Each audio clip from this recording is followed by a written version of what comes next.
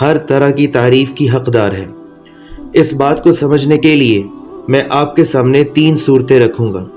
اب وہ 3 صورتوں کو ذرا غور سے سنیے گا، سمجھیے گا، تو آٹومیٹیکلی یہ مفہوم جو ہے وہ آپ کے سامنے واضح ہو جائے گا۔ پہلی صورت تو یہ ہے کہ تمام تعریفیں اللہ ہی کے لائق ہیں، کیونکہ ہر چیز کو اللہ تعالیٰ نے تخلیق کیا ہے۔ کوئی بھی چیز دنیا میں خود بخود وجود میں نہیں آ گئی، بلکہ یہ پوری کائنات بھی خود بخود وجود میں نہیں آ گئی۔ اس کائنات کو بھی تخلیق کرنے والا اللہ تعالیٰ ہے، اور اس کائنات میں موجود ہر طرح کی مخلوق، جمادات، نباتات، حیوانات، حشرات الارض، یہ سب کچھ جو ہے اللہ تعالیٰ کی تخلیق کردہ ہے۔ ایک تو اس صورت میں اللہ تعالیٰ جو ہے وہ تعریف کے لائق ہے، تعریف کا مستحق ہے، اور دوسری صورت یہ کہ تمام تر تعریفوں کا مالک اللہ ہی ہے۔ وہ اس لحاظ سے ہے کہ اللہ تعالیٰ نے جتنی بھی کائنات میں چیزیں بنائی ہیں، تخلیق کی ہیں، وہ بے مقصد تخلیق نہیں کی، باطل تخلیق نہیں کی، بلکہ ہر چیز میں اللہ تعالیٰ نے کوئی نہ کوئی خصوصیت رکھی ہے، کوئی خصلت رکھی ہے، کوئی کوالٹی رکھی ہے۔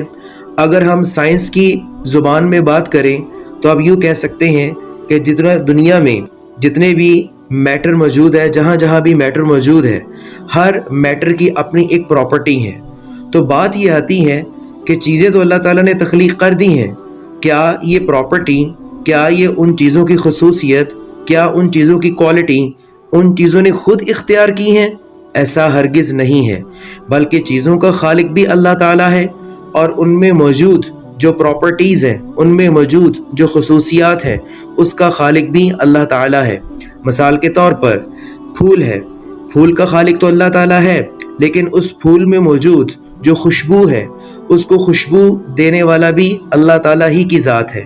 اسی طرح اگر ہم سورج کی بات کرتے ہیں تو سورج کو بھی اللہ نے ہی تخلیق کیا ہے، اور اس کے اندر موجود جو اس کی پراپرٹی ہے، انرجی کی شکل میں، روشنی کی شکل میں، وہ جو روشنی ہے، وہ جو انرجی ہے، اس کا خالق بھی اللہ تعالیٰ ہی ہے۔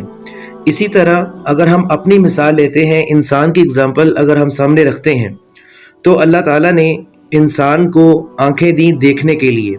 اب وہ جو آنکھیں ہیں، ان کے اندر جو دیکھنے کی پراپرٹی موجود ہے، وہ بھی اللہ تعالیٰ کی دی ہوئی ہے۔ کان جو ہیں، ان کے اندر جو سننے کی پراپرٹی موجود ہے، وہ بھی اللہ تعالیٰ نے دی ہوئی ہے۔ اسی طرح جو ہیومن برین ہے، اب برین تو ایک میٹر ہے، لیکن اس کے اندر جو فیصلہ کرنے کی، جو سوچنے کی صلاحیت ہے، جو پراپرٹی ہے، وہ بھی اللہ تعالیٰ کی دی ہوئی ہے۔ اسی طرح اگر کوئی عالم ہے بہت بڑا، تو اس عالم کی اگر ہم تعریف کرتے ہیں تو وہ عالم کو علم کس نے دیا ہے؟ اللہ تعالیٰ ہی نے دیا ہے۔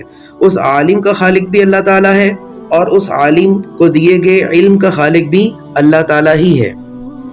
تو اس کا مطلب یہ ہوا کہ کائنات میں جتنی بھی موجود چیزیں ہیں، چاہے وہ جمادات ہوں، نباتات ہوں، حیوانات ہوں، یا غیر مرئی مخلوق ہوں، جس طرح فرشتے ہو گئے، جنات ہو گئے، تو ان کے اندر جو بھی پراپرٹیز پائی جاتی ہیں، یعنی کہ جو بھی خوبیاں اور کوالٹیز پائی جاتی ہیں، یہ ان کی ذاتی نہیں ہے، بلکہ عطائی ہیں، یعنی کہ اللہ تعالیٰ کی عطا کردہ ہیں۔ تو اس اعتبار سے بھی، اس دوسری صورت کی شکل میں بھی اللہ تعالیٰ ہی تمام تعریفوں کا مالک ہے۔